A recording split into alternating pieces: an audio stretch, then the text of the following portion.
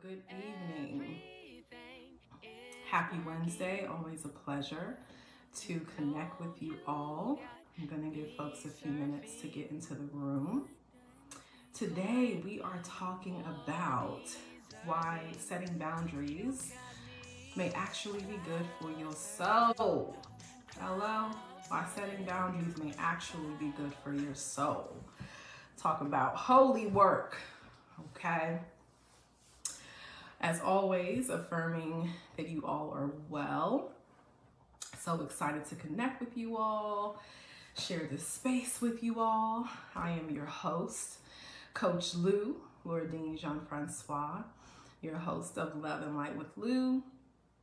I am a licensed clinician, women's empowerment coach, and wellness consultant with Abundant Consulting LLC.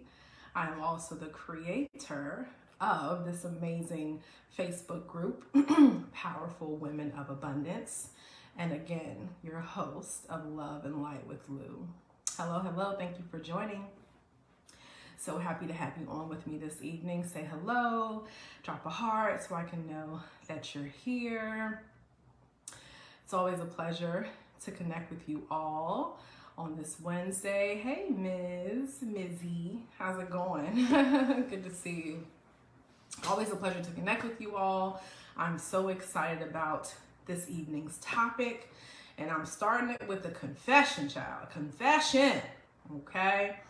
All right, so gonna give folks another minute or so to get into the room, affirming that everyone is well and that you all have done something to care for yourselves this week. If you have not, please remember to do so. Okay, your energy is your greatest currency, and self-care is the best way to replenish, recharge, and rejuvenate.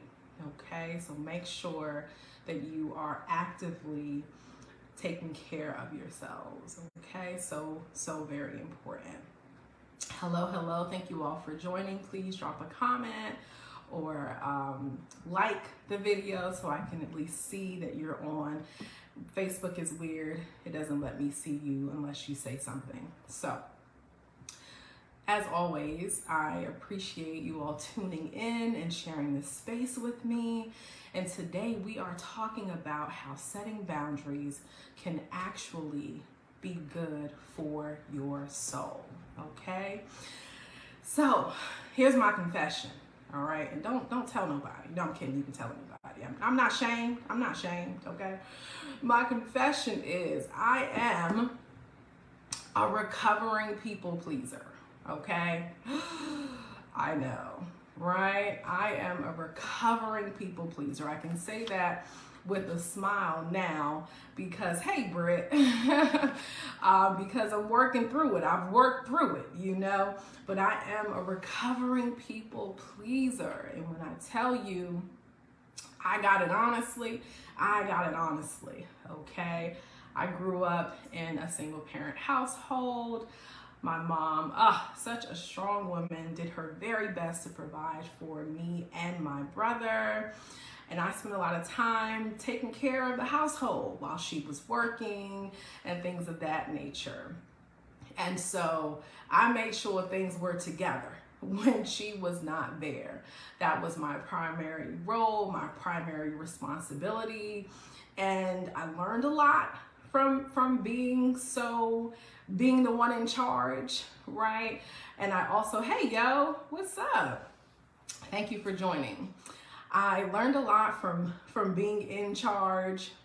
What I also learned, though, was how to seek the approval and validation and praise from the adults in my life, right? From the adults in my life. And so that validation, that praise, that approval, it's like a drug. It really is. So many of us are addicted to it and we don't even know it, right? We don't even know it. And so just like any addict, anyone that's addicted to anything, I literally had to hit rock bottom before deciding to change my internal and external behavior. What do I mean by that? My thoughts, right? That's your internal behavior, and my external behavior, the way I was showing up in my relationships, the way that I was putting other people's needs before my own. I literally had to do the work to change that behavior because my rock bottom looked like intense, overwhelming anxiety, right? Depression, feeling lost and disconnected from the things that were important to me. That was my rock bottom. And what happens when we are disconnected from the things that matter to us, our souls start to erode. Our souls start to erode. We end up feeling lost, disconnected from our purpose, from our power. And that can look like so many different things. Being in unhealthy relationships, being more accident prone, struggling with taking care of ourselves, so self-care, right? Excessive alcohol use or drug use, other things to try to fill the void. Hello, thank you for joining. We're talking about how why setting boundaries can actually be good for your soul. Drop a comment, drop a heart, let me know that you're here. And so when our soul erodes, we become lost. We become lost.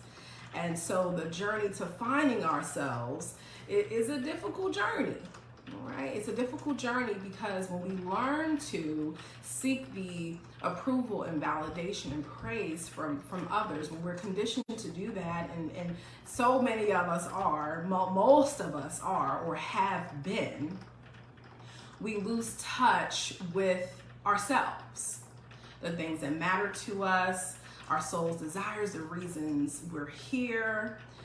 And so my rock bottom looked like all of that, right? It looked like all of that, being who I thought I had to be in order to feel loved and worthy.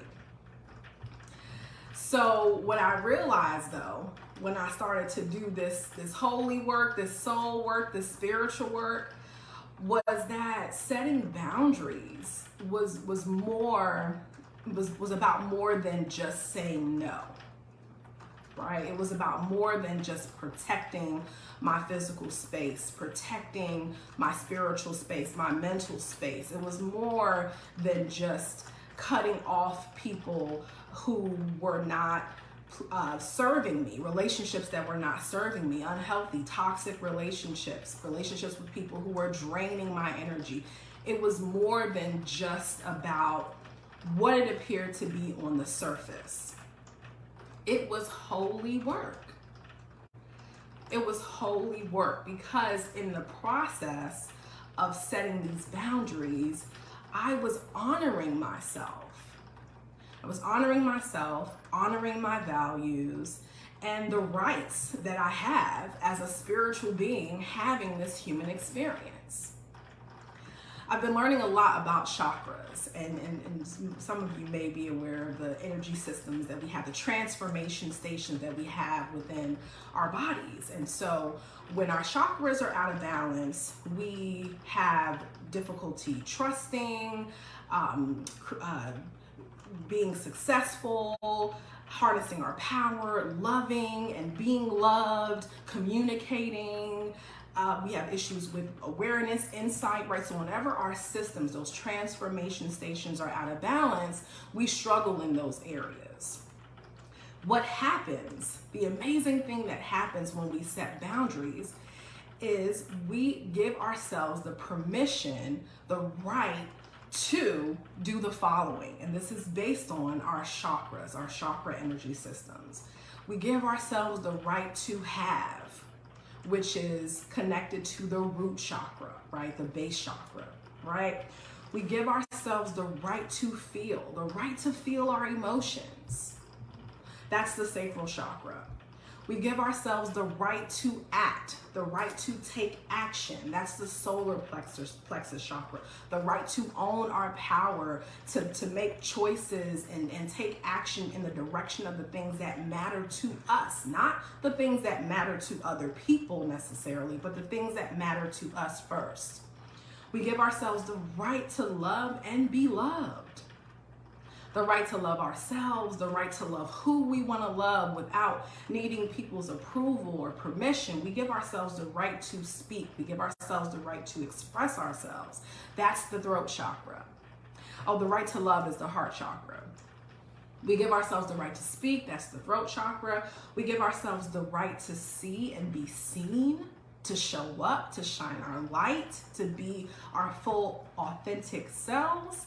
And we give ourselves the permission to know, the right to know that we are spiritual beings having a human experience, that we're not controlled by, we don't have to be controlled by our thoughts, by our feelings, challenging situations, or the opinions that other people may have of us, our worth, our value, whether we're worthy of love or not.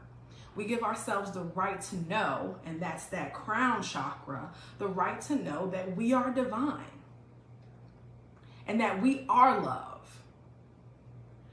So this is what I mean when I say that setting boundaries is much more than what it appears to be on the surface. It's much more than saying no. It's much more than just stop not talking to someone because, for whatever reason. It's much more than that. It's about you giving yourself the permission to grow.